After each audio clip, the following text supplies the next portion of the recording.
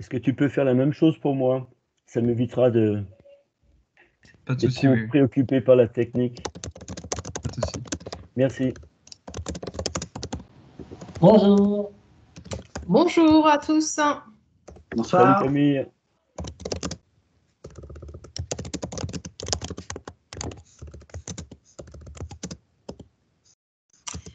Alors bonsoir à tous et bienvenue donc à cette troisième conférence thématique.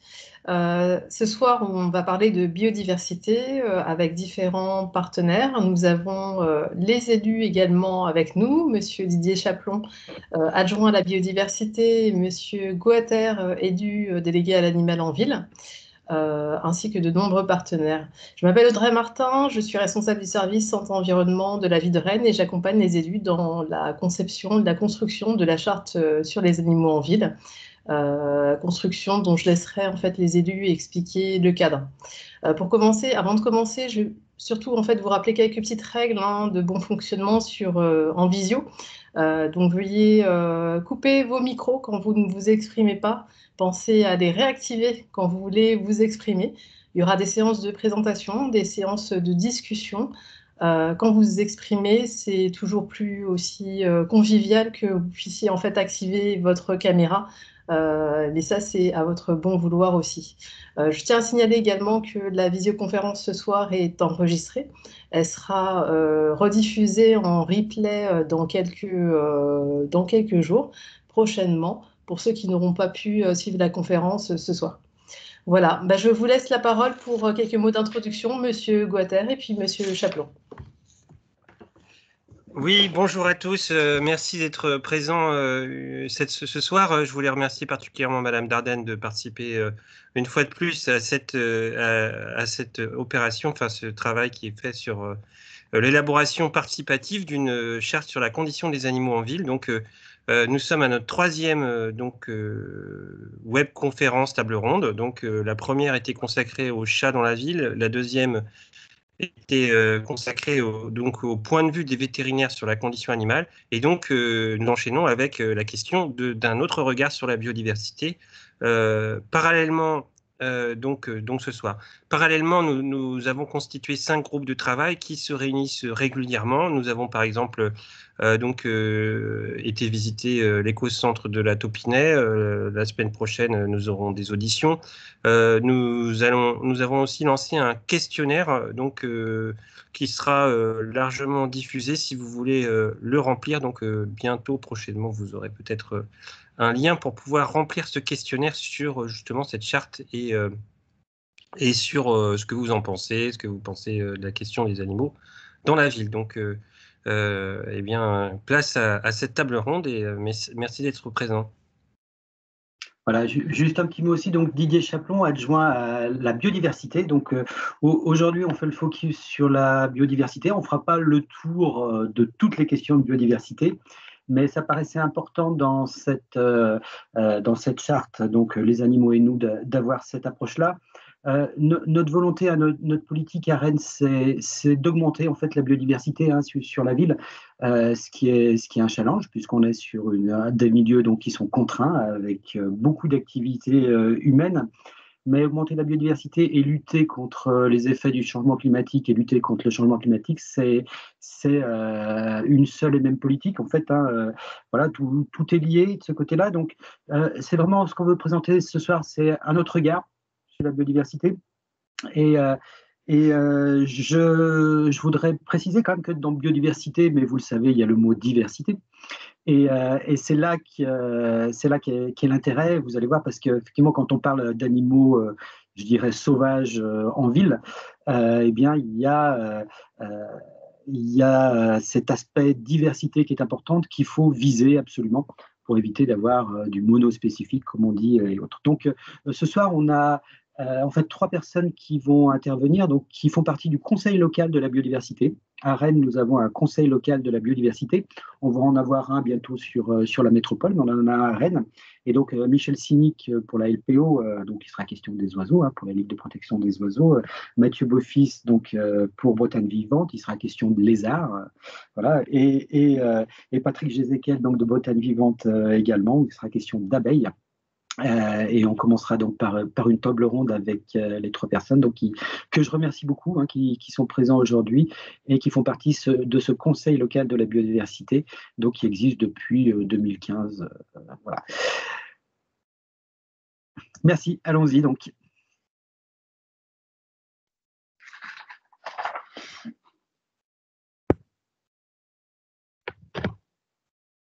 Ah, on ne vous entend pas, Audrey Martin.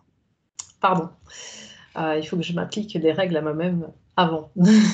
Et donc, du coup, donc je disais merci. Je vais lancer justement cette table ronde avec une première question donc, qui est adressée en fait, à nos 3 intervenants. En fait, hein, donc, c'est en quoi la biodiversité en fait, qu'on peut observer dans les villes diffère-t-elle de la biodiversité des campagnes environnantes? Je vous laisse au choix le soin de répondre. Alors, la question que j'ai posée pour la LPO, c'est pas tout à fait celle-ci.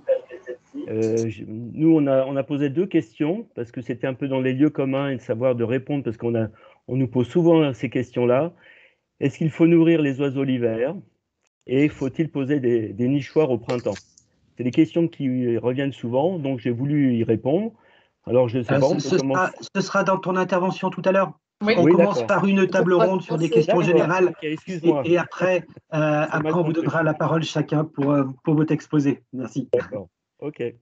Alors, je peux répondre, Mathieu Beaufils, donc de Bretagne Vivante. Donc, il est certain qu'on a des biodiversités spécifiques en centre-ville, notamment dans des zones extrêmement minérales, mais que, en fait, dès qu'on atteint les marges de la ville, on arrive à un moment où distinguer les villes des campagnes commence à être difficile. Après, ce sont les milieux qui vont jouer, mais il est clair qu'il y a une biodiversité qui est spécifique à la ville, qui est, je dirais, assez peu riche en règle générale pour l'instant dans les centres-villes en France, qui est beaucoup lié au fait qu'il y a relativement peu de milieux finalement accessibles, mais on a des spécificités des villes. Par exemple, je vais prendre une espèce comme le martinet noir, c'est vraiment une espèce qui n'habite quasiment qu'en ville. En Bretagne, je connais un site où il y en a dans des falaises.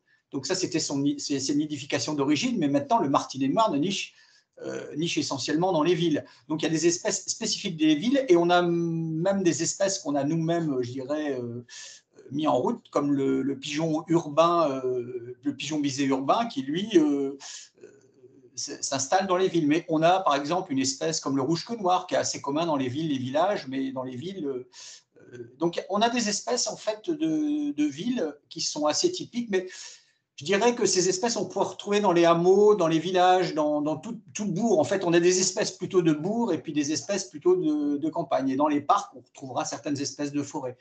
Mais globalement, on pourrait, dans l'idéal, retrouver les mêmes espèces à la ville et à la campagne si on pratiquait si on avait des méthodes qui permettaient d'amener une certaine biodiversité, voire en centre-ville.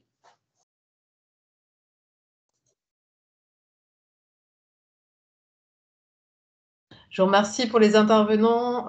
S'il était possible d'activer votre caméra, hein, si vous est possible, c'est toujours plus confortable en fait pour qu'on puisse vous identifier et que les participants puissent vous identifier. Merci pour cette réponse que je voudrais compléter sur pourquoi est-il important en fait de favoriser la biodiversité animale en ville.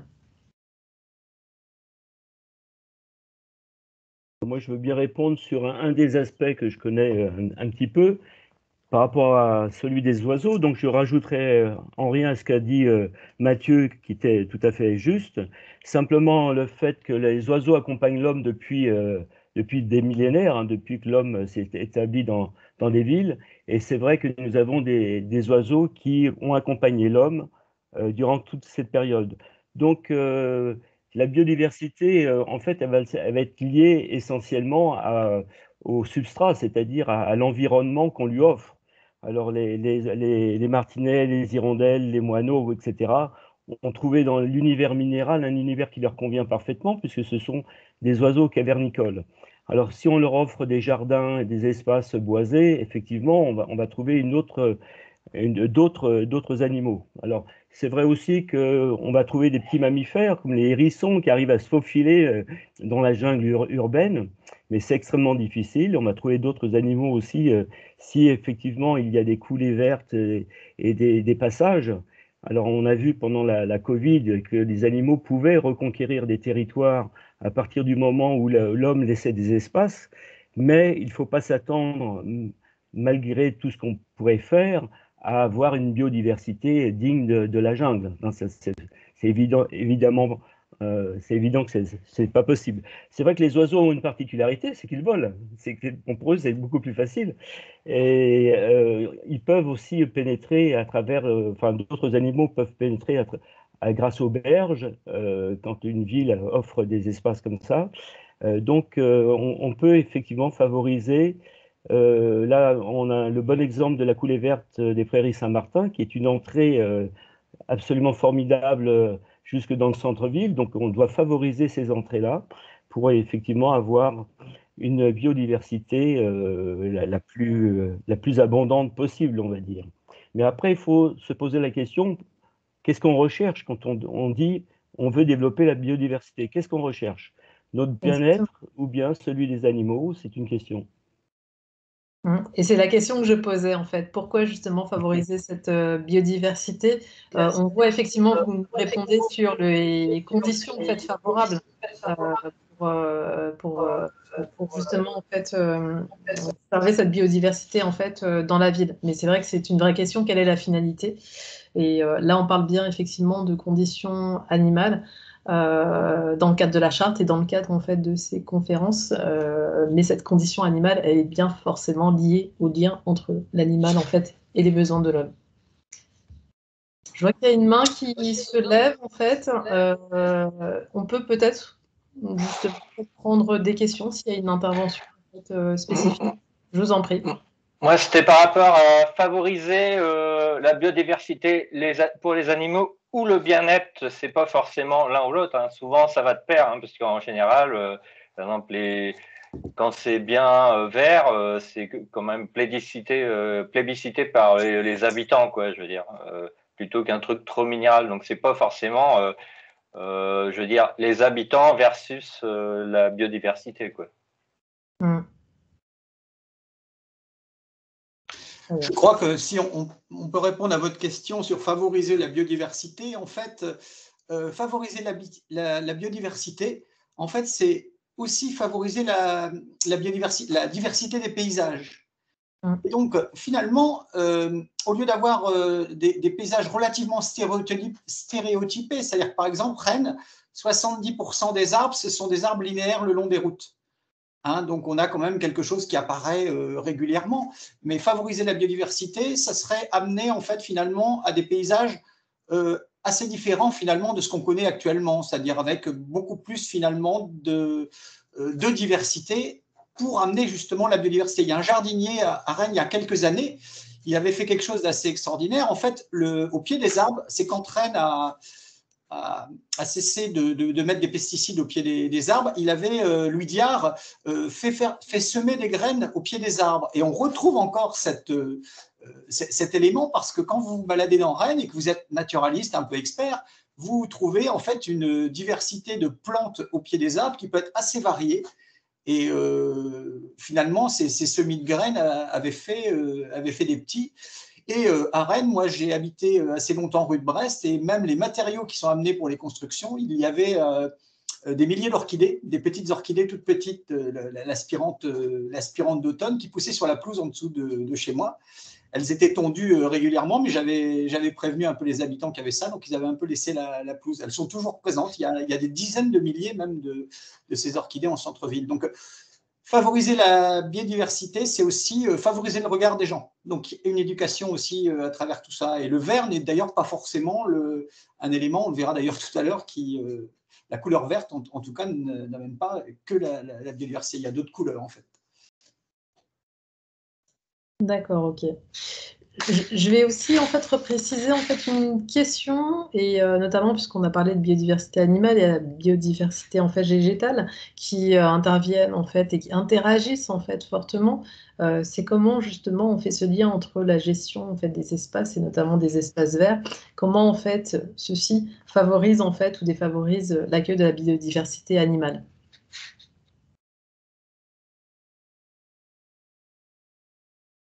Comment on fait le lien entre les aménagements et justement en fait la préservation de la biodiversité animale? C'est un peu là que je vais, moi, le topo que je vais faire justement montrera que c'est pas forcément de ce lien, c'est-à-dire qu'il n'y a pas forcément actuellement, ça manque souvent d'espèces sauvages entre guillemets. La plupart des insectes sont liés à des espèces sauvages de plantes. Et ces espèces sauvages de plantes ne sont pas forcément installées. C'est souvent des cultivars. Donc, on va trouver des insectes, effectivement, si on va au Tabor. Mais le gain souvent intéressant, c'est des prairies fleuries, mais avec des prairies fleuries avec des fleurs locales, bretonnes, au sens les populations bretonnes de plantes. Et ça, en ville, bah, ce n'est pas si commun que ça. C'est même assez rare. Et justement, ce que je vais montrer tout à l'heure, c'est qu'on ne favorise pas forcément ces zones de fleurs sauvages. D'accord. Donc il faut qu'il y ait une attention particulière portée sur les aménagements en termes d'espèces en fait et d'essence, donc pour favoriser cette biodiversité. Mais je vais vous laisser développer en fait votre propos lors de votre présentation justement si c'est le cas. Donc du coup on peut faire le lien effectivement avec votre présentation hein, que on a dénommé en fait la page cachée des délaissés en fait urbains. Je vous laisse la parole en fait, Monsieur Mathieu Beaufils de Bretagne Vivante. Eh bien, je vais laisser Enzo me mettre la présentation et je lui demanderai de passer les diapos.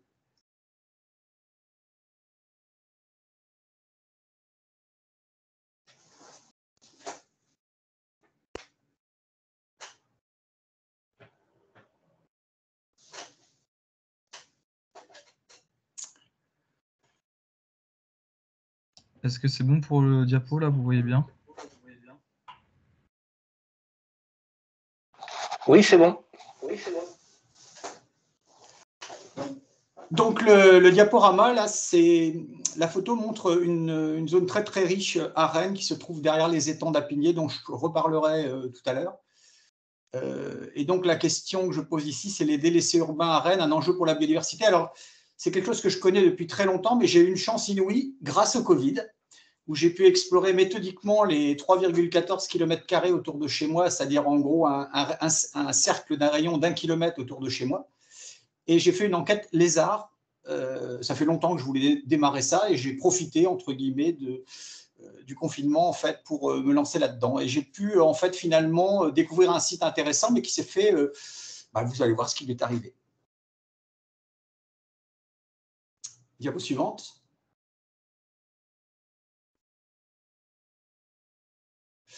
Alors là, j'ai mis en première approche en fait un petit livre là où se cache la biodiversité en ville que je vous conseille, qui a été fait par une célébrité à Rennes, Philippe Clergeau, qui a beaucoup travaillé sur la biodiversité et qui travaille toujours sur le sujet. Et je vous conseille franchement ce petit fascicule qui va vraiment vous ouvrir sur la biodiversité, vous montrer des tas de zones où en fait on trouve de la biodiversité. J'ai mis quelques photos là, prises autour de chez moi. Et il y a des zones un petit peu inattendues où on va trouver de la biodiversité.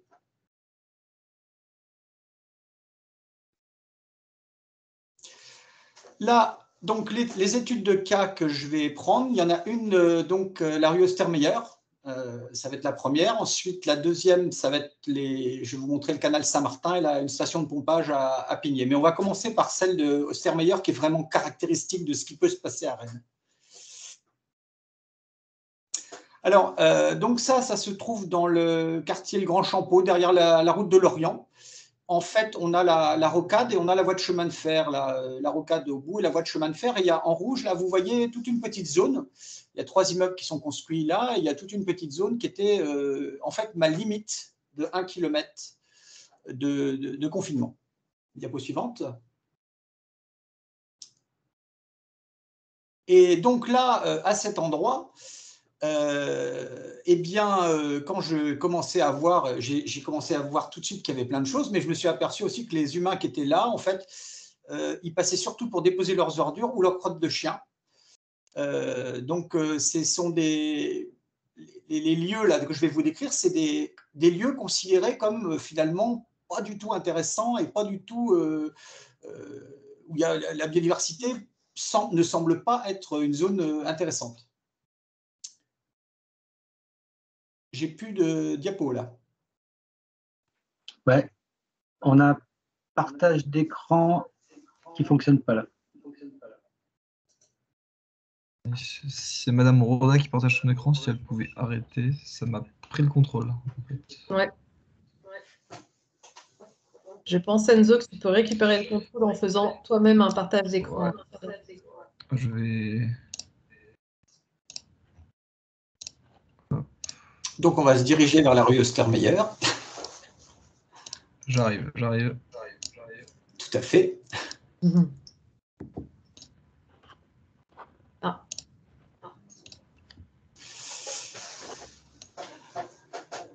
Donc ici, vous avez une biodiversité floristique en fait qui est assez intéressante.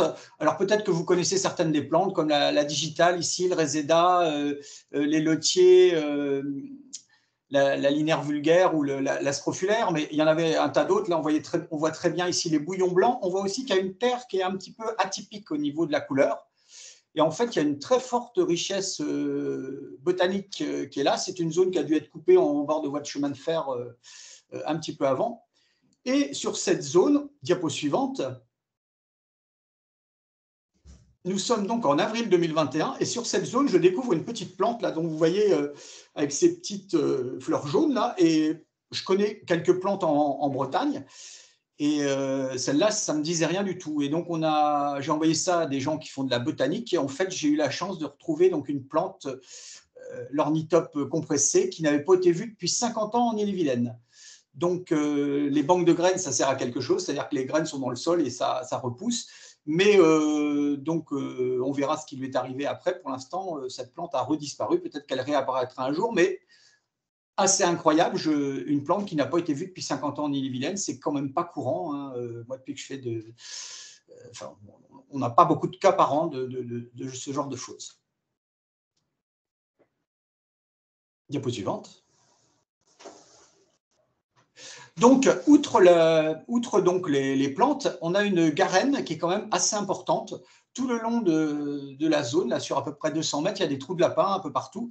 Et à Rennes, donc, vous savez sans doute que le lapin d'Europe, il est en grande difficulté face à la myxomatose. Il a perdu une grande partie de ses effectifs. Il y a d'autres espèces de mammifères qui prolifèrent, mais en tout cas, pas le lapin. Et donc, ici, on a une garenne qui est magnifique. Mais on va trouver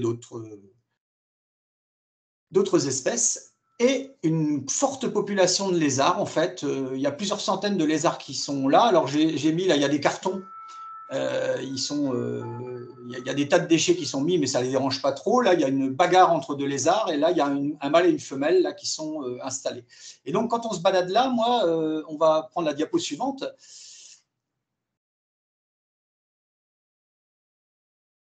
Quand on se balade là, il y en a partout. C'est vraiment, ils sont omniprésents. Alors que jusqu'à maintenant, donc quand j'ai fait mon recensement sur 3,14 km², vous allez voir la diapo suivante. Eh bien, en fait, j'en ai trouvé. C'est là qu'on voit la ligne orange. Là, c'est là où on se trouve Ostermeyer. Et après, j'ai trouvé des points par-ci par-là, mais très difficile de trouver des lézards. Donc là, on est vraiment sur un site de concentration. Là, c'est en gros 25% de la zone que j'ai faite.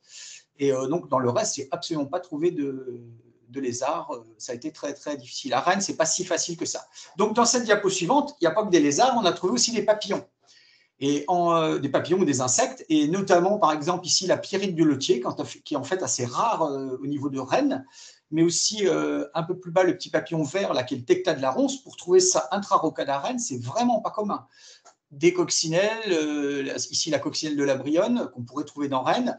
Et puis la petite nymphe au corps de feu, qui est une libellule pas si commune dans Rennes. Puis d'autres espèces communes, comme ici les chenilles du pont du jour, mais il n'y a pas de raison qu'elles ne puissent pas s'installer à Rennes. Donc là, on est déjà dans pas mal de plantes, une plante rare, des insectes, des lézards, et puis tout un tas d'autres insectes que j'ai pu voir. J'en ai mis toute une petite panoplie là qui est présente, mais en tout cas, ça foisonnait dans ce coin-là. C'était vraiment très important. Et donc, bel endroit. Et voilà, donc, quelques mois plus tard, c'est-à-dire à partir de l'automne, voilà ce qui s'est passé dans la zone donc, que vous venez de voir à l'instant. Bah, voilà ce qui lui est arrivé. Il y a juste que le bout là, qui est en bon état. Donc, il y a eu une destruction de cette zone-là. Alors que je pense que, et c'est la question que je posais un petit peu, en discutant, on aurait pu finalement trouver des petites, une réflexion sur peut-être même 2 mètres sur la longueur à sauver, quoi. Mais là, tout a été rasé. Donc, il faut absolument qu'à un moment donné, à Rennes, on puisse partager la connaissance pour réduire justement ces impacts, éventuellement pouvoir accéder au chantier avant ou donc réfléchir un petit peu comment protéger des zones à forte biodiversité comme ça, temporairement au moins, et voir un peu ce qu'on peut faire. Diapo suivante. Et donc voilà, donc, cette zone ouverte qui accueillait encore il y a quelques mois une riche biodiversité risque de finir en jolie plantation paysagère, mais je me suis trompé parce que si vous regardez la diapo qui est en dessous, elle a été prise il y a 2 dimanches, et donc en fait il y a une barrière anti-son qui a été mise, et là on a vraiment, là il n'y a plus rien. Donc, et là c'est pareil, il pourrait y avoir des réflexions très certainement. Si on intégrait cette biodiversité dans le système, s'il l'intégrait, c'est-à-dire que si ce n'était pas pris comme la dernière route du carrosse, il est probable qu'on pourrait intervenir là-dessus. Il y a d'autres zones le long de la voie ferrée qui ont été décapées également, rue Jean-Julien Le Mordant, par exemple. Et là, donc, je montre 2 zones qui ne sont pas encore esquintées. Et là, c'est du côté d'Apigné d'un côté et du côté de la Z armorique de l'autre. Donc, si on peut passer à la diapo suivante.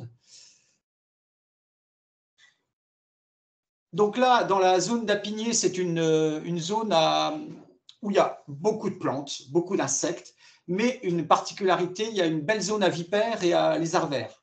À lézards des murailles un petit peu, mais c'est surtout la vipère péliade et le lézard vert qui sont présentes. Alors la vipère péliade, donc tout le monde craint évidemment les vipères, mais c'est un endroit qui est très fréquenté, et je n'ai, à ma connaissance, il n'y a jamais eu de gens qui ont eu un problème. Et là même, j'ai une surprise, puisque en allant faire des photos, j'étais tombé sur des gens en train de ramasser des murs qui ignoraient totalement qu'il y avait des vipères, et ils marchaient dessus quasiment. Mais la vipère est un animal très craintif, et donc c'est très rare de se faire piquer, entre guillemets, ou mordre plutôt. Et la diapo suivante, c'est la ZA armorique, donc là du côté boulevard d'Armorique, où là, il y a une très belle population d'hirondelles de fenêtre, d'ailleurs, qui s'est installée dans les immeubles derrière. Mais on a le petit oiseau que vous voyez là avec sa tête noire, c'est sans doute un des derniers tarier-pattes de Rennes, qui peut nicher là parce qu'il y a une friche justement qui est en bon état. Et puis en dessous, là, le petit oiseau qu'on voit dans un marais, là, c'est dans une zone en fait humide. Celui qui est à droite, là, c'est un petit gravelot, ce qui niche très rarement intra-rocade à Rennes. Et là, cette année, ceux-là ont eu des poussins. Je n'ai pas pu prendre les poussins en photo, mais ils ont été vus. Et là, la photo, ce n'est pas une bonne photo, mais on voit une canne avec ses canetons en train de nourrir. Donc là, c'est une zone, en fait, c'est des zones où on peut faire quelque chose. Il y a encore moyen de réfléchir si on ne plante pas trop d'arbres et si on ne les massacre pas. Mais bon, pour l'instant, elles sont en stand-by. Diapo suivante. Donc là, l'importance des délaissés en ville. Donc j'ai pris une phrase que j'ai lue dans une thèse de Marion Brun là-dessus, sur les délaissés. Donc malgré la demande croissante de nature en ville des citadins, il subsiste en France une préférence pour une nature policée domestiquée. Les délaissés urbains parmi les seuls éléments qui ne sont pas offrent ainsi une autre forme de nature. Donc c'est un peu souvent le souci. Donc là, j'ai mis une nature policée. Là, vous êtes dans la fac de Rennes 2, où il y a plein de géographes qui travaillent sur la biodiversité et la nature. Mais ça, c'est des graines qui ont été plantées, c'est des cosmos, en fait. Et donc, ce n'est pas des plantes sauvages. Donc, les délaissés jouent un rôle assez important ou très important en ville, d'après les gens qui ont travaillé sur ces sujets, les scientifiques qui ont travaillé sur ces sujets, notamment en botanique, mais c'est vrai aussi pour le reste. Diapo suivante. Et Donc là, c'est la bibliographie. Donc si vous avez le PowerPoint, eh bien vous aurez les éléments bibliographiques que j'ai utilisés. Donc notamment le dernier, là, celui de Clergeau et Machon, où se cache la biodiversité en ville, qui est très intéressant, qui est récupérable sur Internet, je pense. Et puis donc là, on va passer à la dernière diapo, pratiquement, je crois. Donc, comment s'emparer du sujet des petites zones à biodiversité atypique, notamment sur la zone intra-rocade de Rennes. Donc, recenser les délaissés pour qu'ils soient identifiés et caractériser leur intérêt du point de vue biodiversité, faire le nécessaire pour mettre en place une veille, pouvoir avertir un service, étudier les possibilités de protéger physiquement la zone, idée de conserver des zones de biodiversité pas très peu éloignées les uns des autres. Donc là, j'ai mis les petits pas, c'est ce qu'on appelle les pas japonais en biodiversité, c'est-à-dire qu'il faut qu'il y ait, si on veut qu'il y ait des lézards à un endroit, il faut qu'il y ait un endroit pas trop loin où il y en a déjà. Et pour qu'il puisse éventuellement y avoir un corridor qui les amène d'un endroit à l'autre. Donc il faut des zones de circulation en fait de la petite faune, que ce soit les mammifères, les papillons, les insectes, les lézards, etc. Les oiseaux, c'est moins compliqué, mais pour certains, c'est compliqué parfois. Donc un point important est de changer collectivement le regard sur ces espaces, et donc que ce soit au niveau des politiques, des gens en général, montrer qu'en fait, ces espaces qui sont considérés comme des espaces peu intéressants puissent être protégés, entre guillemets. Voilà, moi, je vous remercie. Je crois que c'est… Non, il y a une dernière diapo, voilà. C'est juste un exemple. À droite, vous aviez une très belle zone de biodiversité, plantes, insectes, oiseaux aussi, avec des choses. Et donc, il y a une entreprise qui a construit un immeuble, pas un immeuble, un hangar derrière. Et vous voyez, ça, c'est typique. Ils ont gardé les arbres. Ils ont zigouillé toute la partie, en fait, qui était vraiment très riche. Et ils ont gardé les arbres parce que les arbres n'ont pas été coupés, parce que c'est ça, la biodiversité, pour la plupart des gens. Je ne dis pas qu'il fallait couper les arbres, je dis simplement qu'il aurait été bien de conserver la partie qui est là, qui était, elle, la vraie richesse de la zone. Voilà, bah merci à tous. Merci à vous, Mathieu Beaufils. Donc, du coup, c'est un vœu, effectivement, en fait, qu'on peut faire sur plusieurs thématiques. C'est d'avoir une approche intégrée, finalement, de la biodiversité dans les projets d'aménagement, et notamment pour favoriser la biodiversité, en fait, animale, en prenant en compte les endroits qu'on appelle des délaissés urbains, comme vous dites, qui ne sont pas très attractifs à première vue, mais qui peuvent regorger, en fait, de richesses animales. J'ai une question dans le chat, donc l'association Châtimidi qui demande, donc c'est pas une question pour vous, et c'est pas une question à laquelle moi je vais pouvoir répondre, mais on va voir. C'est s'il y a une formation en fait particulière pour les jardiniers de la ville, pour la faune et la flore. Je ne sais pas si, Monsieur Chaplan, vous avez ces éléments. Alors, j'ai pas une réponse complète là-dessus. C'est des choses qui sont dans les formations des jardiniers, effectivement. Je pourrais pas vous répondre sur le fait que si c'est systématique ou pas. En tout cas, les formations, voilà, il y en a de plus en plus, notamment pour la biodiversité, notamment sur les arbres. Mais c'est quelque chose qui existe. Après, je peux pas vous dire si c'est systématique. D'accord. Bon, dans tous les cas, la biodiversité… Mais je me renseignerai. D'accord. Dans tous les cas, la biodiversité, en tout cas la politique biodiversité, est portée techniquement par le service des jardins. Donc j'imagine qu'ils diffusent aussi en fait cette démarche à travers vers ces agents. Est-ce que vous avez des questions en fait suite à la présentation qui vient d'être faite, Monsieur Desmaux? Oui, j'avais une question. C'est quoi la politique des espaces verts lorsqu'il y a des arbres morts, voilà, qui ne représentent pas de danger? Et puis, par rapport aux essences qui sont plantées, je parle en particulier dans le secteur du gaz, où toutes les essences qu'ils plantent maintenant, c'est apparenté au pin. Ouais.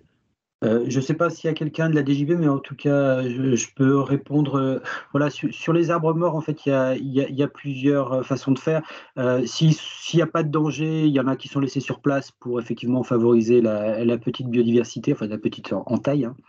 Il y a des arbres aussi qui sont mis en totem. qu'on appelle en totem, s'il ne représente pas de danger, c'est-à-dire que les branches sont taillées, l'arbre est mort quand il est mort, hein, mais on laisse le totem, c'est-à-dire juste le tronc. Et il y a aussi de la récupération qui est faite, hein, pour le mobilier urbain. C'est stocké au gailleul et puis l'arbre mort, et quand il y a besoin de faire un aménagement quelconque, c'est quelque chose qui peut être réutilisé. Donc on en réutilise plus en plus, on fait même des planches. Voilà. Et puis parfois, il y a des arbres suivant l'état, mais généralement, ce que je viens de vous dire, c'est pour les beaux arbres, hein, les très beaux arbres. Et sinon, il y a des arbres aussi qui sont mis en copeaux, hein, pour réutilisation après, hein. Il y a vraiment tous les cas de figure. Mais les beaux arbres, en tout cas, ils sont, je dirais, valorisés ou pour la biodiversité ou pour l'utilisation. Et puis ça fait écho à justement la charte de l'arbre qui vient d'être adoptée au conseil municipal hier. Où il y avait ces éléments-là, effectivement. Qu'on peut vous inviter en fait à consulter. Madame Dardenne, vous aviez un commentaire ou une question ? Oui, merci beaucoup pour la présentation. Dans l'esprit de la charte, puisqu'on va s'orienter vers ce qu'indiquait Monsieur Beaufils, c'est-à-dire un niveau d'éducation du public, est-ce que vous pourriez nous préciser la définition des délaissés ? Est-ce que ce sont des zones, d'après ce que j'ai compris, mais je ne connais pas ce terme. Ah oui, effectivement, j'ai pas donné. En fait, je me suis le premier.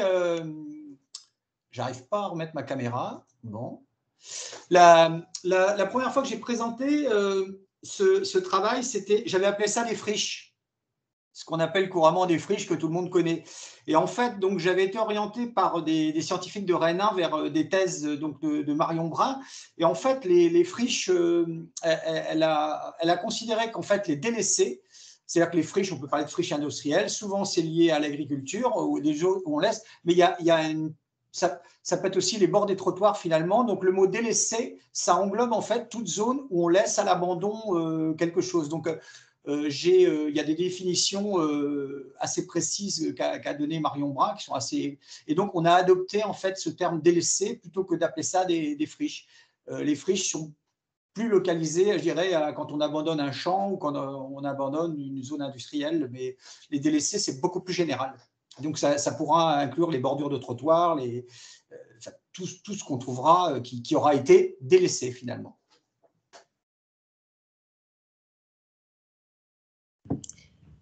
Merci beaucoup. S'il n'y a pas d'autres questions, on peut passer à la présentation de Monsieur Cynic de la LPO, hein, sur donc du coup les fausses bonnes idées pour favoriser les oiseaux. Je vous laisse la parole, Monsieur Cynic. Merci. Là, c'est pas la première. Ouais, voilà, merci. Donc Enzo, je vous dirai le numéro de la diapo, parce que je les ai numérotés pour faciliter les choses. Effectivement, hein, faut-il nourrir les oiseaux l'hiver, hein, on verra pour les nichoirs si nous avons le temps d'aborder les nichoirs tout à l'heure, mais déjà cette première question à laquelle nous sommes soumis régulièrement, et justement d'ailleurs, parce que se poser ces questions, c'est déjà une première démarche qui mérite attention, et les réponses aussi précises que possible. Précise, mais on va voir, c'est pas aussi simple que ça. Et les associations, des fois, divergent sur ce point. Sans être monolithique, on a plusieurs points de vue, et tous ces points de vue, d'ailleurs, sont bien argumentés et sont justifiés. Alors, là, on peut passer à la 2. Nous y sommes, très bien. Avant de vous donner les différents points de vue, il faut se poser une première question, hein. Pourquoi nourrir les oiseaux, et plus particulièrement l'hiver? Quel besoin cela correspond-il, hein? Est-ce que vraiment les oiseaux nous demandent en quelque sorte d'être nourris? Alors, numéro 3, la réponse tombe sur le bon sens, me diriez-vous, hein, c'est ce que pensent les gens en général. En hiver, les ressources font moins, et plus particulièrement quand il neige, et les besoins en énergie des oiseaux, pour garder leur métabolisme très actif, ce besoin énergétique est très important. Alors ça, c'est tout à fait juste. Et cette évidence, pardon, incite des millions de personnes à nourrir les oiseaux en hiver à travers l'Europe. Donc, en Grande-Bretagne en particulier, hein, les Anglais, depuis très très longtemps, comme les pays scandinaves, nourrissent les oiseaux en hiver. C'est une pratique qui est introduite plus récemment chez nous. Et nous reviendrons sur le cas britannique parce que nous verrons qu'il y a quand même des conséquences intéressantes et qui interrogent aussi les scientifiques là-dessus. Numéro 5, s'il vous plaît. Mais on peut vraiment se poser la question, hein, si les oiseaux ont vraiment besoin de cette aide, n'ont-ils pas vécu pendant des millions d'années sans l'assistance de l'homme et ils se sont très bien débrouillés sans nous? Donc pourquoi nourrir les oiseaux en hiver? Alors, la diminution importante des oiseaux à laquelle nous avons écho quasiment quotidiennement nous incite justement à nous dire qu'il faut nourrir les oiseaux puisqu'ils sont en perte de vitesse. C'est un acte important pour la biodiversité de nourrir ces oiseaux. Hein.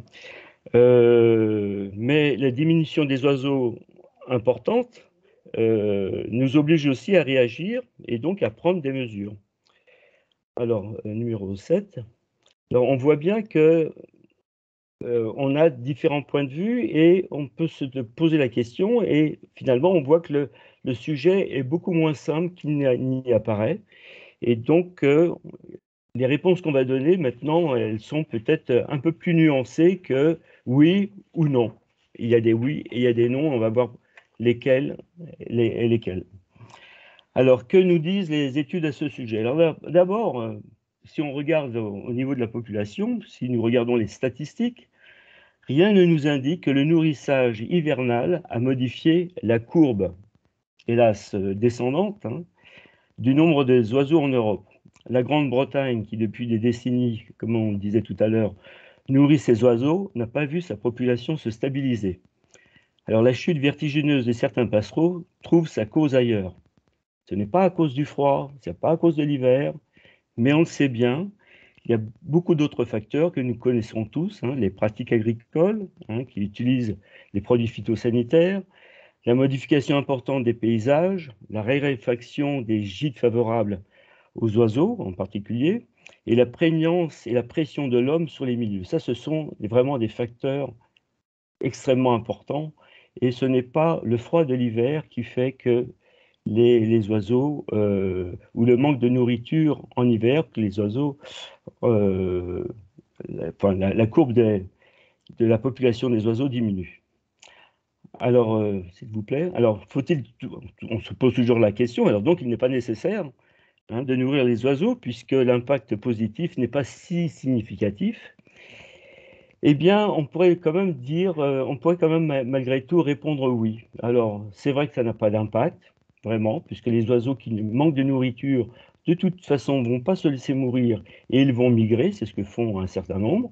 Ceux qui restent, c'est qu'ils trouvent dans leur environnement de quoi se nourrir. Alors pourquoi, malgré tout, on peut défendre cette cause hein? Alors on peut passer à la suivante.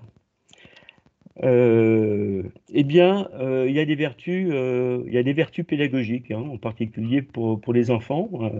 C'est un moment d'observation quand les oiseaux viennent sur les mangeoires. Ça peut être un moment de découverte pour les oiseaux.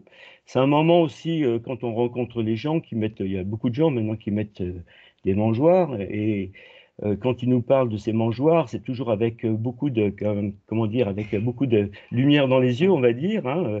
Ça a beaucoup d'effets. C'est très réjouissant pour les gens qui posent ces nichoirs, enfin ces mangeoires, pardon. Et puis aussi pour les personnes qui ne se déplacent pas, qui restent chez eux à la maison, ou les malades, ou bien les personnes âgées, c'est des petits bonheurs qu'on ne peut pas non plus leur soustraire. Donc, avoir une mangeoire dans son jardin, près de sa fenêtre, eh bien, ça a aussi quelques vertus. C'est pas que des.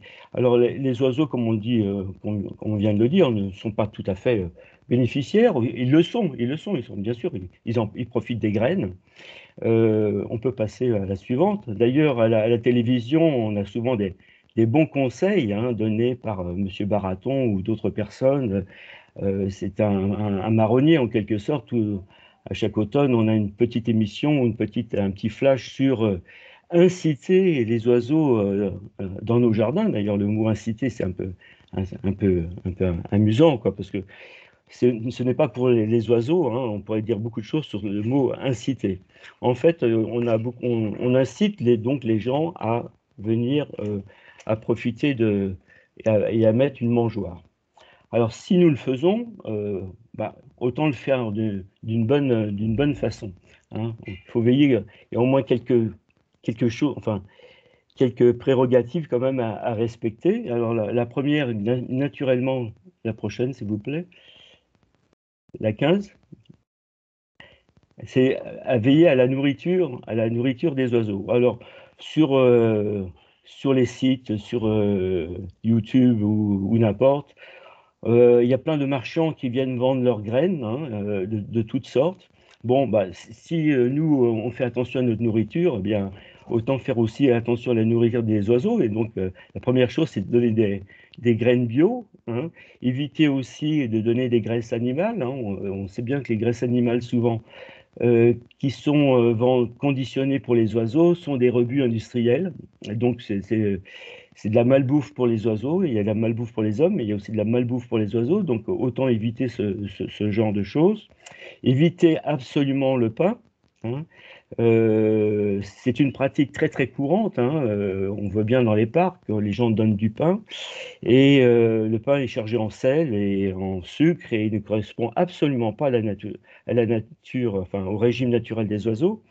Et pire que cela, ça crée des maladies mortelles pour les oiseaux. Les cygnes et les canards des parcs sont les premières victimes. Pas de fond d'assiette non plus. On a tendance à dire, ah ben tiens, un peu de gras pour les oiseaux, ça leur ferait du bien. Eh bien, non, c'est toujours pas leur aliment naturel, donc évitez cela absolument. Récemment, on met maintenant des insectes aussi à provision pour nourrir les insectes. Là aussi, c'est tout à fait déconseillé, hein. Ça ne sert à rien. De toute façon, quand viendra le printemps, les oiseaux, ceux qui sont insectivores, vont retrouver leur régime alimentaire normal. Ils sont dans une phase en mangeant des graines pour l'hiver, hein. C'est l'exemple des mésanges, mais au printemps, ils retrouveront leur régime classique. Alors, la prochaine, s'il vous plaît. La période et rythme de distribution, si on distribue des graines, eh bien, ce n'est pas la peine de le faire toute l'année. Il faut le faire d'une façon parcimonieuse, et on le fait d'une façon régulière, tant qu'à faire. Et puis, on le fait quand le climat est vraiment très rigoureux, s'il y a de la neige, ou si on pense que les oiseaux ont besoin d'un petit coup de boost. Mais enfin, encore une fois, les oiseaux se débrouillent naturellement. Et si on peut le faire, on le fait avec justement régularité à ce moment-là, hein. Et on le fait aussi aux saisons froides. C'est pas la peine de nourrir les oiseaux comme pourraient le faire certains quasiment toute l'année. Les lieux de distribution, eh bien, on va faire attention. Ça, c'est la prochaine. Il faut faire attention que le lieu de distribution ne soit pas un fast-food, c'est-à-dire que les oiseaux sont là à l'affût, ils voient le remue-ménage fait par les oiseaux, eh bien, ils vont bien sûr prendre l'opportunité pour aller faire leur chasse. Donc, c'est pas la peine. Prendre des précautions, mais bon, il y a plein de préconisations là-dessus, je ne vais pas m'étaler là-dessus, mais ça paraît évident qu'il ne faut pas mettre les mangeoires accessibles aux oiseaux, ni par les airs, ni par le sol. Enfin, l'hygiène. L'hygiène est importante. Alors là, j'ai mis un extrait de ce que indique l'OFB, hein, l'Office français de la biodiversité, qui donne des conseils aussi à ce sujet, hein, des conseils d'hygiène. Alors il y en a pas mal, il y en a près d'une dizaine, hein, donc je vous renvoie directement sur le site pour voir ces conseils, mais qui sont des conseils qui tombent sur le bon sens, c'est-à-dire que les oiseaux sont des sont des animaux fragiles. Il faut absolument avoir une hygiène impeccable sur les mangeoires afin que les virus ne se propagent pas. Et il faut éviter aussi des types de mangeoires tels les mangeoires plateaux où les oiseaux viennent faire leur fiente carrément sur les graines. Donc il faut aussi avoir des mangeoires adaptés où les oiseaux ne peuvent pas faire leur fiente sur les graines.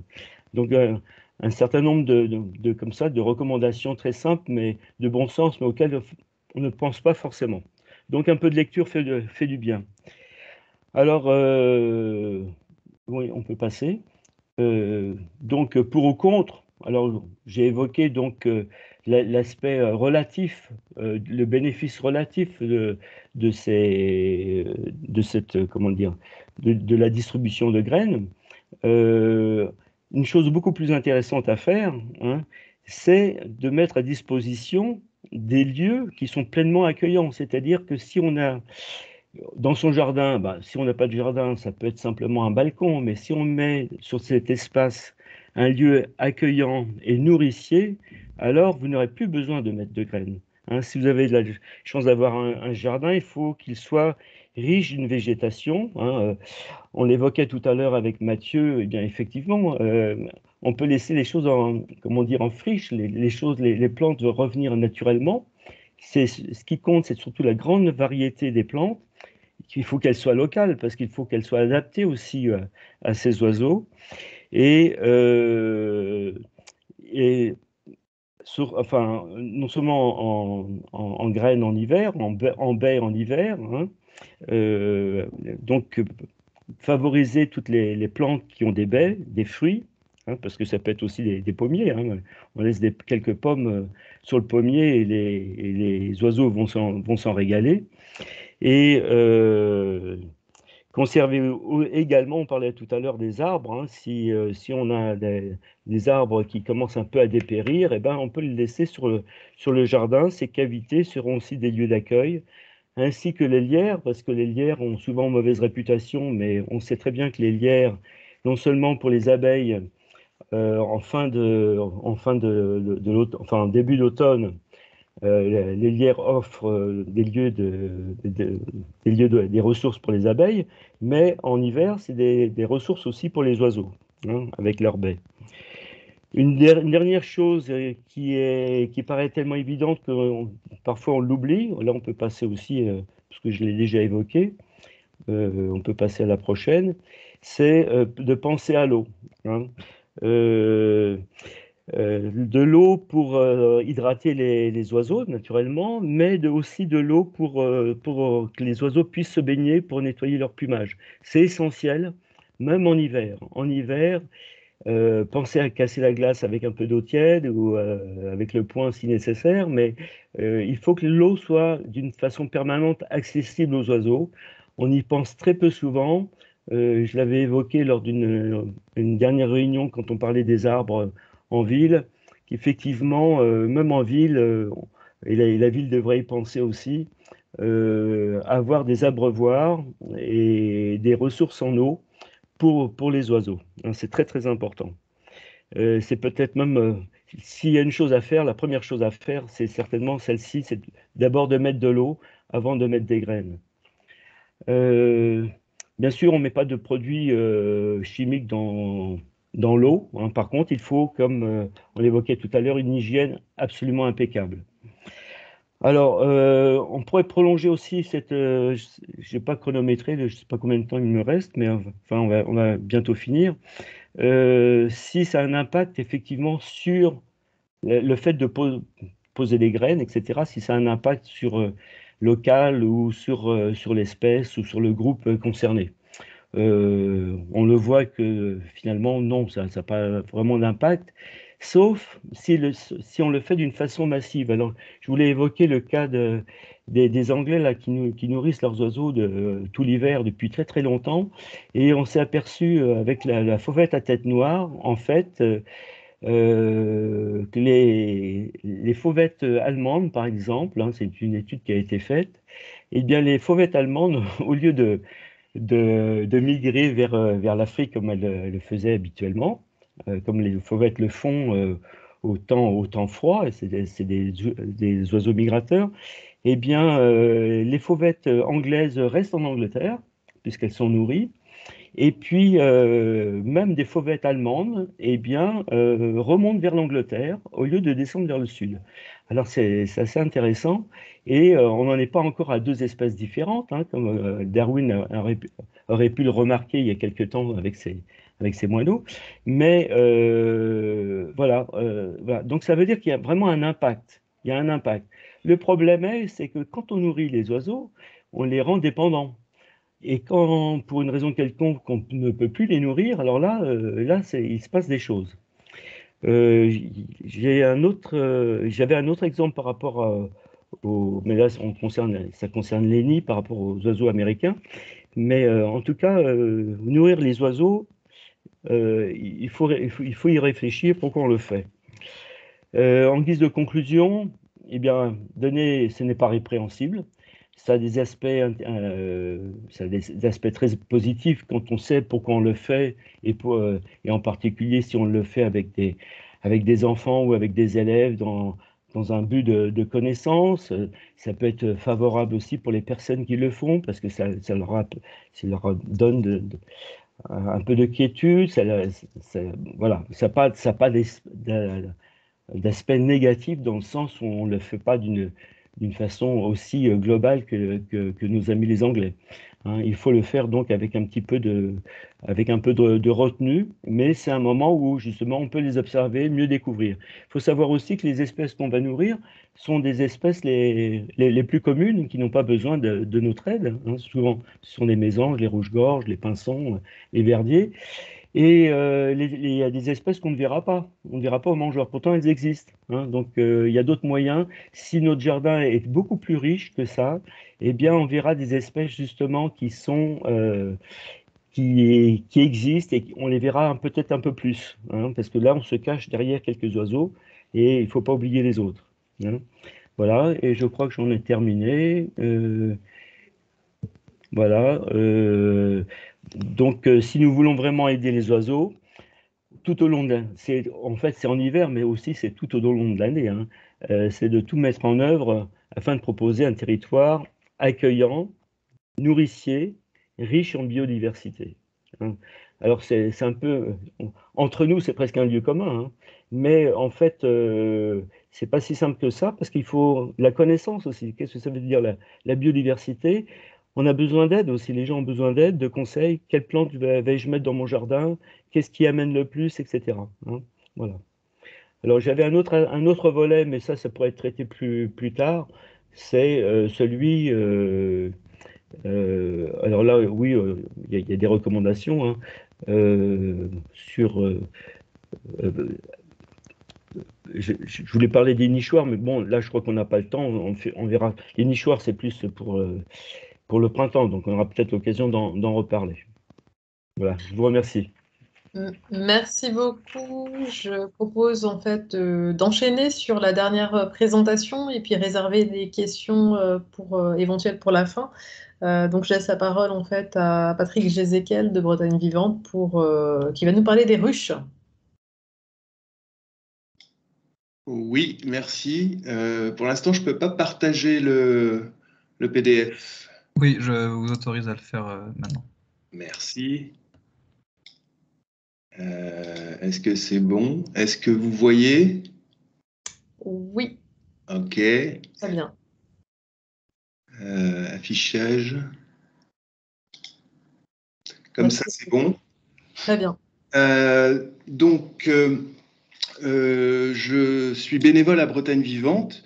Je travaille surtout sur les abeilles, les insectes en général. Et puis, la nuit, quand j'ai le temps, je fais les amphibiens. Je fais beaucoup de terrain en ville ou sur la rocade, sur des zones un peu interstitielles, des délaissés, des friches.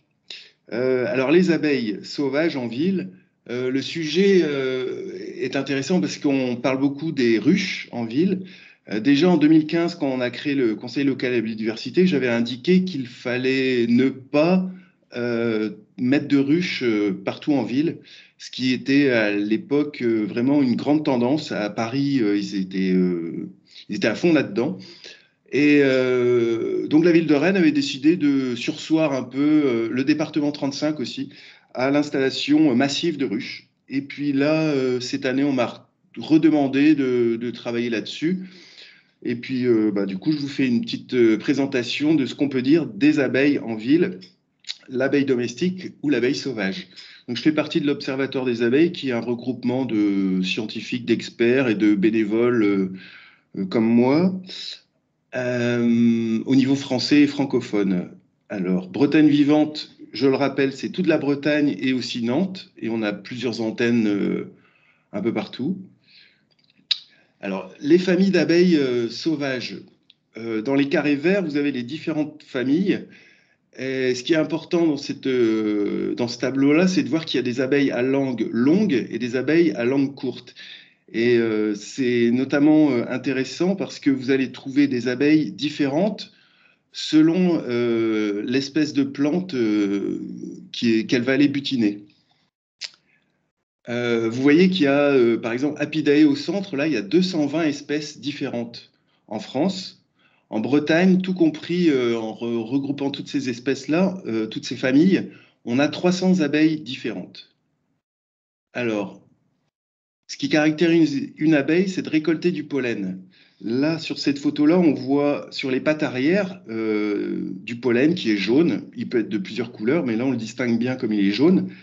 Donc, il y a des abeilles qui collectent le pollen sur les tibias et les fémurs. Ça, c'est une colette de la famille des colettes. Il y a d'autres abeilles qui collectent le pollen sur ce qu'on appelle une brosse ventrale. Donc, c'est les poils qui sont blancs, orange et noirs sous l'abdomen.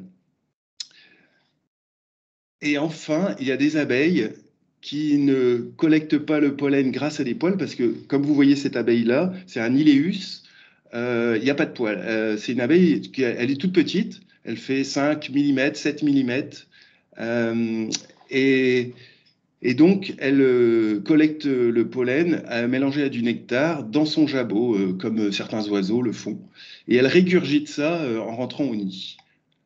Et enfin, vous avez l'abeille mellifère, Apis mellifera, ici que j'ai photographié à Henri-Fréville.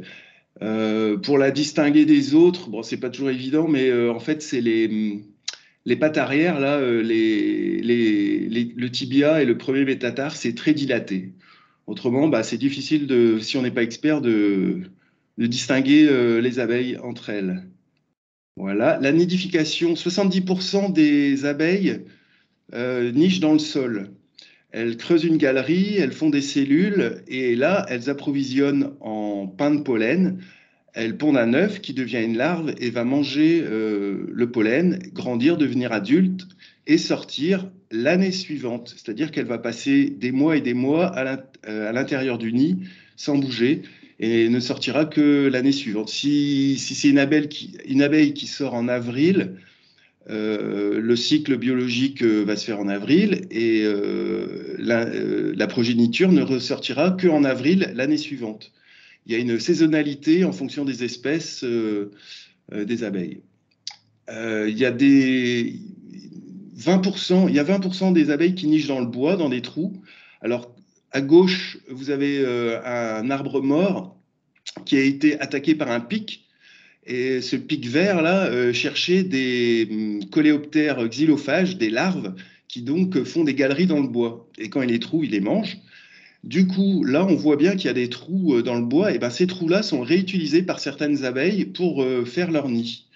C'est ce qu'on peut trouver sur les balcons. Quand on prend un bout de bois, qu'on fait des trous dedans, il y a des abeilles qui viennent nicher dedans. Et une fois qu'elle a fini de nicher, elle ferme le nid avec un mélange de boue, d'eau, de salive, pour faire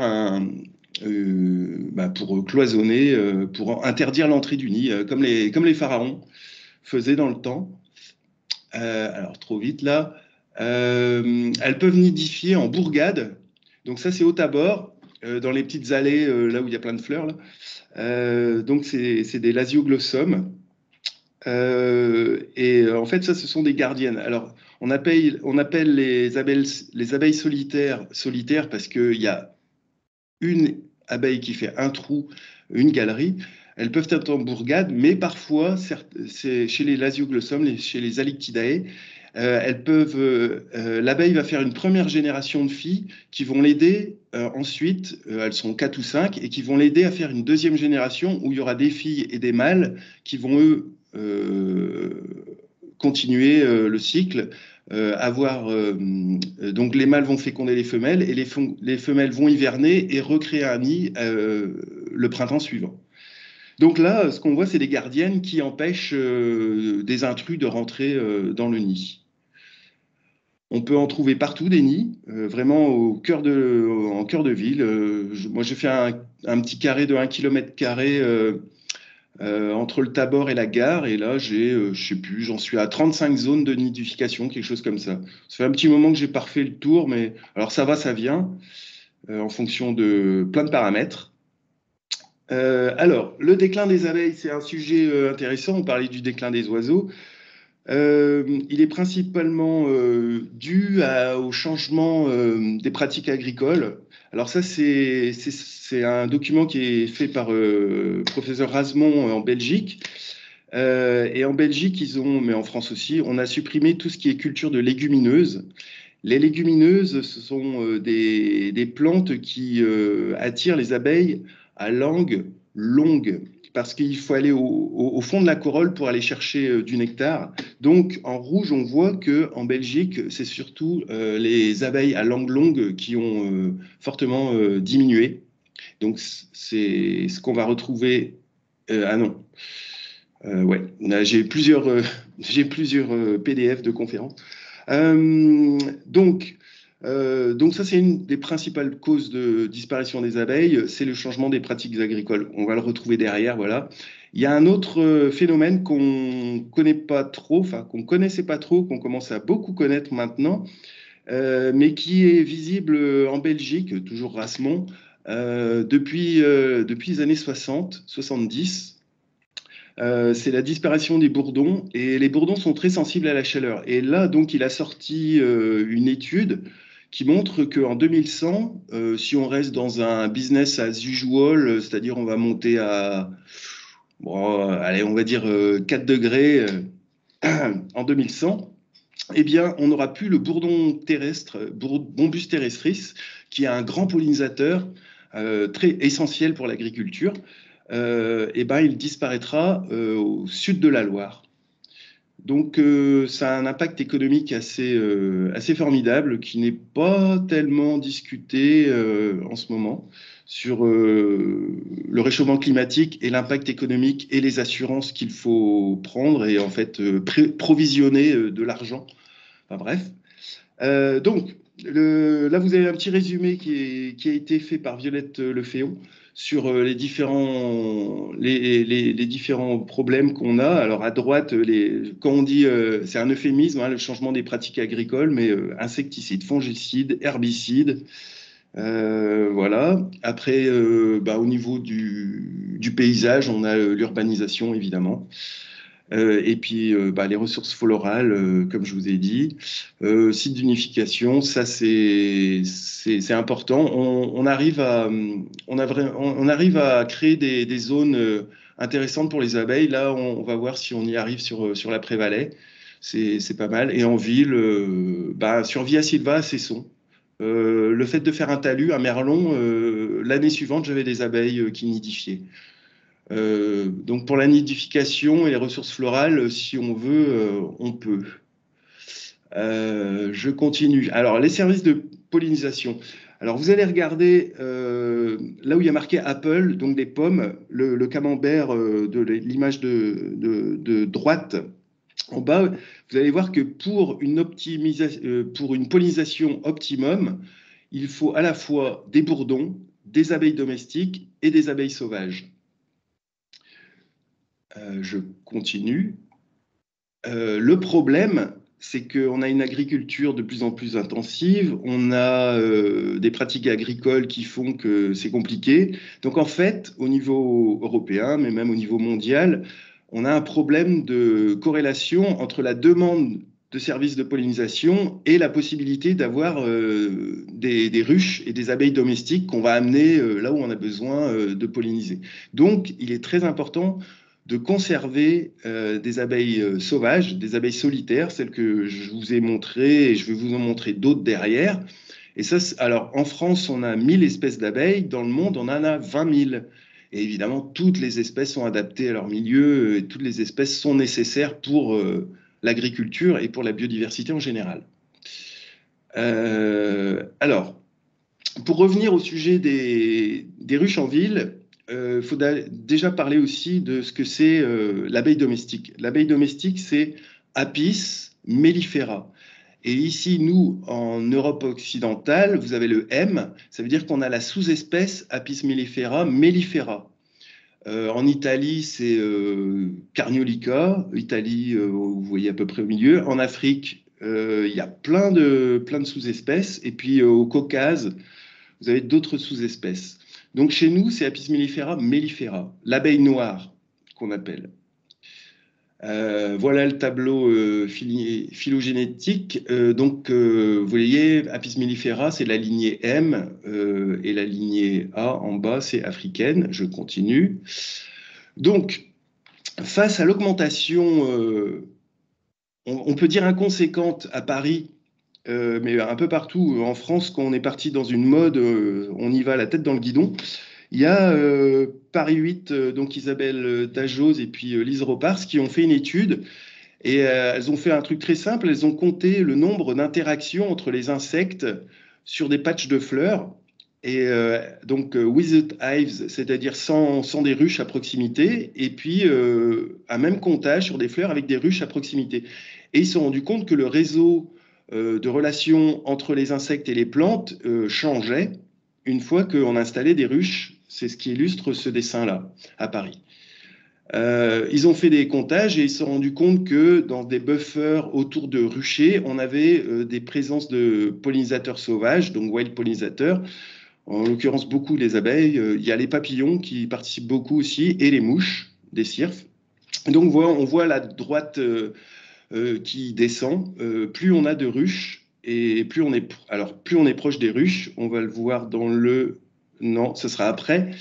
Donc, le problème de l'introduction d'abeilles domestiques en ville, mais aussi dans des milieux naturels sensibles. On l'a vu sur des îles. Il y a une étude, je ne sais plus, c'est en Suède. Il y avait une diversité d'insectes, de papillons et d'abeilles, de bourdons, c'est surtout sur les bourdons, qui était celle qu'elle était. Ils ont introduit des ruches et là, on a eu une disparition des bourdons. Donc, il y a une compétition alimentaire. Il y a un problème de transmission des maladies contagieuses parce que les abeilles de ruches sont, je sais pas, on va dire, sont issues d'une agro-industrie, pour aller vite. Et puis, on a une perturbation des communautés végétales. Si vous voulez un document qui résume tout ce que je vous ai raconté là, vous allez sur le site de OAbeilles, l'Observatoire des abeilles, bibliographie, et vous avez un docu qui est pas mal, qui est une bonne introduction à tous ces sujets-là. En 2018, Michael Henry a fait une étude, alors là en milieu sauvage, sur les calanques à Marseille. Et là, il a vraiment quantifié très très bien des buffers autour des ruches. Et on se rend compte que c'est même incroyable, c'est-à-dire qu'on s'en doutait pas vraiment, on ne savait pas, mais même la concentration de ruchers trop proches les uns des autres amène à une compétition intraspécifique entre les abeilles domestiques. C'est-à-dire qu'il y a une moins bonne production et de pollinisation s'il y a trop d'abeilles. Donc, il a fait des buffers comme ça. Et à partir de cette idée de faire des buffers, je vais essayer de voir si on peut faire ça sur Rennes. Savoir où sont les ruches, faire une carto et voir s'il y a des endroits où il y a vraiment pas d'abeilles domestiques proches. Et faire une étude, compter les abeilles, voir ce que ça donne, enfin faire des manips, c'est assez intéressant. Je vais vous montrer des abeilles qu'on peut voir à Rennes. Alors ça, c'est un mâle. Vous pouvez remarquer que sur les pattes arrière, il n'y a pas de grosses brosses de poils. les mâles ne collectent pas de pollen. Ils sont là uniquement pour féconder les femelles, et sinon, ils ne participent pas à la récolte de pollen. Ils vont juste aller sur les fleurs, prendre du nectar, c'est du sucre. Ça, c'est pour le carburant quotidien, pour pouvoir voler. Je vais vous montrer donc la diversité des abeilles sauvages. Voilà, ça c'est une abeille qui est noire et blanche, qui est plutôt grande. Elle doit faire, elle est plus grande que l'abeille domestique, à peu près la taille de l'abeille domestique. Elle fait 12 mm, quelque chose comme ça. Elle a des ailes noires. Alors là, elle est au parc Saint-Georges. Encore une abeille noire et blanche, une Melecta albifron au parc du Tabor. Elle est vraiment noire et blanche. Elle a beaucoup de poils. Un halicte, Halictus suborata, c'est une Celadonia. Elle est jaune d'or. Quand on la regarde de près avec une loupe, on a l'impression qu'elle est couverte de feuilles d'or. Andrena fulva, une des premières abeilles qu'on voit au mois de mars. Très facile à reconnaître, c'est la seule qui est cette forme-là, cette couleur-là. La brosse de poils sur les pattes arrière, on ne la voit pas parce qu'elle est noire. Donc, noir sur noir, rien ne bouge. Alors voilà, ça c'est une abeille. Pourtant, tout le monde dirait que c'est une guêpe. En fait, c'est un signe visuel. Mais en fait, si je mettais une guêpe à côté, vous verriez qu'il y a une différence de couleur, la forme des couleurs. Donc ça, c'est une abeille au parc du Landry. Alors, pour répondre aussi à une petite question qui était en introduction de notre débat, favoriser la biodiversité animale à Rennes, ça vient compléter ce qu'a dit Mathieu tout à l'heure. Il y a une étude qui a été faite à Grenoble sur les cimetières, les friches. Ils n'ont pas eu peur d'appeler ça des friches, et des parcs. Et donc, on voit bien que, au moins sur cette étude-là, il y a une abondance supérieure des rhopalocères, c'est-à-dire des papillons, dans les friches. Donc, c'est un sujet qu'on aimerait bien traiter au Conseil local de la biodiversité sur Rennes et même sur Rennes Métropole, parce qu'il y a des grandes friches, des petites friches. Sur Rennes Métropole, on a carrément, ça devient des milieux, quoi. Est-ce que j'ai fini? Oui, voilà. Donc, escape. Eh bien, merci en fait pour cette présentation très claire. Il y a au moins, en fait, je crois, 2-3 questions qui sont apparues en fait dans le chat. L'une concernant plus la présentation de Monsieur Cynic sur les oiseaux. Donc, je ne sais pas si vous y avez répondu sur les endroits où les oiseaux peuvent boire en fait en ville. Et est-ce que les plantes sont suffisantes justement pour leur permettre de s'abreuver?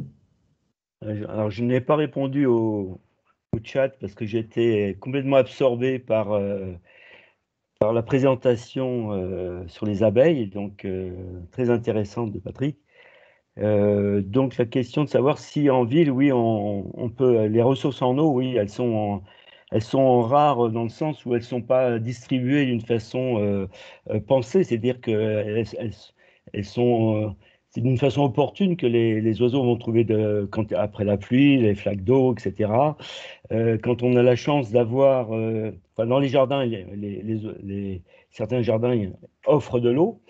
Là aussi, il y a des recommandations à faire, hein. Il faut que les mares d'eau ou bien les abreuvoirs soient en pente douce, hein, sinon on peut trouver des oiseaux qui soient pris au piège et qui, au lieu de s'abreuver, se noient. Les bords de la Vilaine, on peut trouver quelques endroits où les oiseaux et de l'île aussi peuvent s'abreuver. Aux Prairies Saint-Martin également. Dans les parcs, on peut avoir quelques points d'eau intéressants, mais en fait, c'est pas très bien distribué, hein. L'intérêt, c'est que les personnes qui ont un jardin ou un balcon puissent régulièrement penser aux oiseaux. C'est-à-dire que c'est un geste qu'on peut avoir, on va dire un geste citoyen quelque part, avoir un geste pour ces oiseaux. Pense à eux. On pense souvent aux graines, hein, on l'a dit tout à l'heure. À l'eau, on ne pense très rarement. On pense des fois en été. En hiver, on ne pense pas du tout. On dit, bon, l'hiver, bon, il pleut, etc. Ça suffit. Non, il faut penser à l'eau parce que s'abreuver est une chose et se nettoyer les plumes, c'est extrêmement important pour les oiseaux pour éviter la propagation des maladies. Hein. On n'a pas fait de répertoire. Ce serait peut-être intéressant d'ailleurs, hein, de faire un répertoire des points d'eau en ville. Ce serait intéressant, effectivement, les points d'eau permanents. On connaît les fontaines Wallace à Paris, hein, mais on n'a pas de fontaine vraiment attribuée pour la faune sur Rennes. C'est quelque chose, une approche intéressante à mon avis. Merci, Monsieur Cynic. Une autre question, quelqu'un demandait, donc toujours l'association Chatimini demandait en fait si les hôtels à insectes doivent être entretenus ou est-ce qu'ils doivent rester en fait plus ou moins naturels et donc sans intervention de l'homme. Alors, c'est à moi de répondre, j'imagine. Donc, les hôtels à insectes, effectivement, il peut y avoir un problème avec les hôtels à insectes. S'il y a des maladies, elles peuvent se diffuser plus facilement entre individus et même d'espèce à espèce. Dans la nature, il n'y a pas de grande concentration de zones de nidification comme ça. Parce qu'il y a des nichoirs à insectes, c'est vraiment des placards, c'est gigantesque. Leur entretien, moi je dis que le mieux en fait, c'est de faire des petits nichoirs à insectes, de le laisser vivre, et une fois qu'il part en pourriture, pourriture qui devient moins bon, au bout de, je sais pas, 2, 3, 4, 5 ans, on en remet un autre à côté, mais on touche à rien. Parce que là-dedans vont se mettre d'autres animaux, d'autres insectes, et ainsi de suite. La décomposition naturelle du bois va faire que c'est une autre faune, ce ne sera plus des abeilles. À l'origine, donc, comme je l'ai montré dans le docu, à l'origine, c'est des insectes xylophages qui font des galeries dans le bois. Derrière, c'est des abeilles qui récupèrent ces galeries-là. Et ensuite, ça sera, la branche tombera par terre et ce sera d'autres insectes qui viendront continuer à habiter ce tas de bois. Voilà. Et autrement, favoriser les insectes en ville, ce n'est pas mettre des nichoirs à insectes. Je précise bien. On peut mettre un ou deux nichoirs ici et là, à droite, à gauche, mais dans un but pédagogique. C'est pas parce qu'on met des nichoirs que ça va améliorer la biodiversité en ville. Ce n'est pas parce qu'on met des ruches en ville que ça va améliorer la biodiversité, comme je vous l'ai montré dans le document. Apis mellifera, ce n'est qu'une espèce d'abeille. Donc, il y en a déjà beaucoup. Hein. Dans une ruche, il y en a 30 000. Voilà. Elle n'est pas en danger. Voilà ce que je pouvais dire. Si je peux rajouter quelque chose, en fait, par rapport à une question qui apparaît, finalement, pour les abeilles, le mieux n'est-il pas juste de planter certaines fleurs pour les attirer? En fait, notre problème est qu'on a des sols riches la plupart du temps et que dessus, on a des graminées. Donc, les graminées, ce n'est pas très utilisé par les bestioles qui mangent des fleurs. Donc, le gain, il serait sur des sols pauvres. Et les sols pauvres, vous en avez vu tout à l'heure, je vous ai montré, c'était des sols sans terre vraiment, sans pelouse, en fait, finalement. Et ces sols pauvres, on les a essentiellement soit dans des endroits où c'est pauvre, où c'est de la rocaille. Donc, par exemple, les bords de 4 voies, c'est superbe, mais c'est des bords de 4 voies. Mais en général, il faut enlever la couche de terre de départ. Et donc, pour avoir des fleurs, et des petites fleurs sauvages, et donc des petites fleurs de toutes sortes, c'est pas mal d'avoir des sols pauvres, d'autant que tout à l'heure, il parlait des plantes de type fève et autres Patrick, et ça pousse dans des sols pauvres parce que justement, c'est des plantes qui distribuent de l'azote. Donc, l'idée, ça serait certainement de voir à comment on peut laisser les zones à sol pauvre évoluer toutes seules, quoi. D'accord. Monsieur Desmours, en fait, vous vouliez vous exprimer? Oui, moi j'avais une question là, sur les abeilles. Donc, souvent, elles se logent dans les persiennes, des choses comme ça. Au niveau de l'habitat artificiel qu'elles peuvent trouver, enfin les abeilles, les insectes, en général, là, c'est plutôt une progression avec les nouveaux bâtiments ou ça régresse? Je ne saurais le dire. En tout cas, dans les fenêtres en bois, mais peut-être aussi dans certaines fenêtres en plastique quand il y a un trou. Effectivement, il y a une abeille qui s'appelle une osmie qui vient nicher dedans en mars-avril. Et quand elle a fini, bah, c'est ce que je montrais, et elle fait un petit bouchon en terre. Sur les nouveaux bâtiments, ben, je ne sais pas, mais effectivement, si dans les nouveaux bâtiments, on mettait dans les murs des parpaings avec des trous dedans, effectivement, on aurait des araignées qui nicheraient dedans, on aurait des abeilles, oui. Sinon, non, sur les bâtiments, je voudrais plutôt travailler sur les oiseaux, sur les chauves-souris. Sur les abeilles, je crois pas. Par contre, alors c'est pas dans le docu que je vous ai montré, c'est dans le docu que j'ai transmis à la ville de Rennes. Il y a une étude assez intéressante sur les abeilles à Vienne, sur les toitures végétalisées. Et en fait, on se rend compte que la diversité florale est assez importante parce que c'est des sols pauvres. Et du coup, on a des petites fleurs et on a pas mal d'abeilles solitaires qui sont sur les toitures végétalisées. Qui sont fleuries, et il n'y a pas besoin de beaucoup d'épaisseur de terre. 10 cm, 15 cm, c'est largement suffisant. Et c'est intéressant parce qu'ils se sont rendus compte que les abeilles qui ont besoin de creuser des galeries beaucoup plus profondes, eh ben, on ne les trouvait pas sur les toits. Par contre, les petites abeilles qui font des galeries de 10-15 cm de profondeur étaient présentes sur les toits, alors que les autres, on les trouvait en bas de l'immeuble, mais elles n'allaient pas sur le toit. Voilà. Si je peux me permettre, pour les bâtiments neufs, j'ai quand même une information, c'est plus sur les oiseaux, mais ça donne quand même une idée. J'ai fait 4 carrés de 1 km² dans Rennes pour le moineau domestique et 3 carrés en zone où il y a au moins la moitié de résidentiel. Donc, j'ai trouvé en gros 150 à 200 couples de moineaux par zone de 1 km². Et à Beauregard, j'ai trouvé 10 couples de moineaux.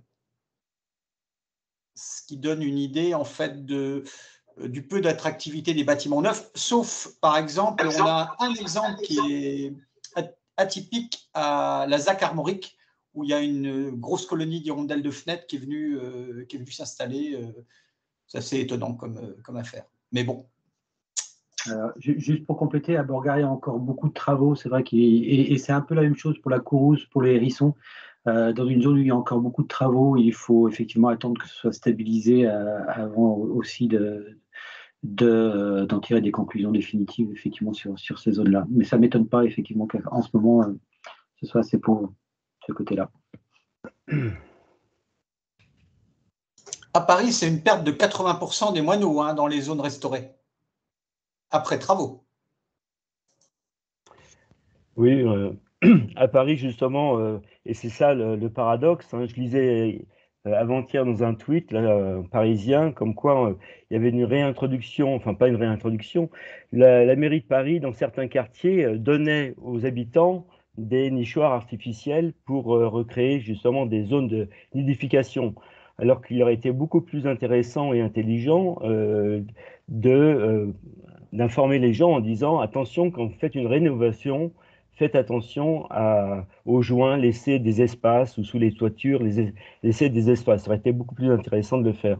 Nous, on travaille en ce moment avec beaucoup de promoteurs, on essaye de les convaincre, justement dans la construction, dans l'architecture, essayer de convaincre les architectes d'introduire déjà des nichoirs pour les martinets en particulier, pour les hirondelles, même si parfois de façon assez surprenante, elles se mettent sur les bâtiments neufs. On l'a vu sur quelques quartiers. En général, c'est très défavorable. Les enduits sont trop lisses pour les hirondelles. Et puis aussi, on a à convaincre les habitants sur le respect et puis la tolérance par rapport aux hirondelles. Il ne faut pas croire que ce sont des oiseaux qui sont toujours bienvenus. Il y a comment dire, Hélène, j'ai vu qui était là, elle pourrait peut-être nous en parler d'ailleurs.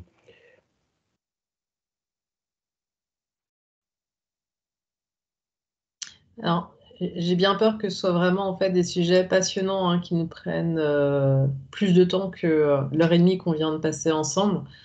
Je vous propose quand même qu'on puisse conclure. Les travaux de la charte et discussions ne s'arrêtent pas là. On a eu en fait cette conférence très intéressante. Moi, je vous remercie beaucoup et je remercie les intervenants pour la qualité de vos présentations. On va passer en fait au mot de conclusion en fait par Monsieur Chaplon et Monsieur Guater. Oui, on a convenu, je vais faire la conclusion tout seul, on a convenu ça avec Jean-Marie Guater. Donc, merci aux intervenants, mais merci à toutes et toutes d'avoir été présents ce soir. Effectivement, ces conférences, ça va nous permettre de nourrir un peu plus la charte de l'animal en ville. On voit que bon, il y a certaines idées reçues contre lesquelles voilà, il faut lutter. Voilà, vous l'avez vu sur les délaissés, sur les abeilles, sur les oiseaux, mais aussi sur les sols. On a causé des sols, des sols pauvres par exemple. Voilà. Et donc, c'est important, cette connaissance. C'est pour ça qu'il y a les travaux des différentes commissions sur la charte, mais c'était important également qu'on ait ce genre de moment, parce que voilà, la connaissance, la biodiversité, la sauvegarde de la biodiversité, ça passe d'abord par la connaissance, et pas seulement, bien sûr, mais d'abord par la connaissance. Et je voudrais donc vous dire, sinon pour la suite, ce sera le flyer qui est là, mais vous ne voyez pas. Donc le 4 janvier, ce sera une autre thématique, les chiens dans la ville. Voilà, on n'est plus sur la biodiversité, encore que. Il en sera probablement question.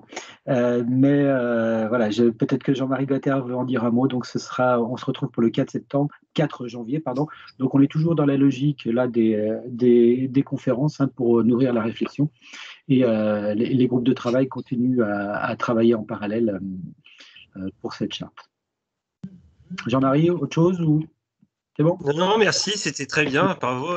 On a encore appris plein de trucs ce soir, c'est vraiment passionnant. Donc, écoutez, parlez-en à vos amis et aux habitants de la ville que c'est the place to be. Enfin, on apprend plein de trucs. Voilà. Bonne soirée à tous. Bonne soirée à vous tous. Bonsoir. Bonsoir.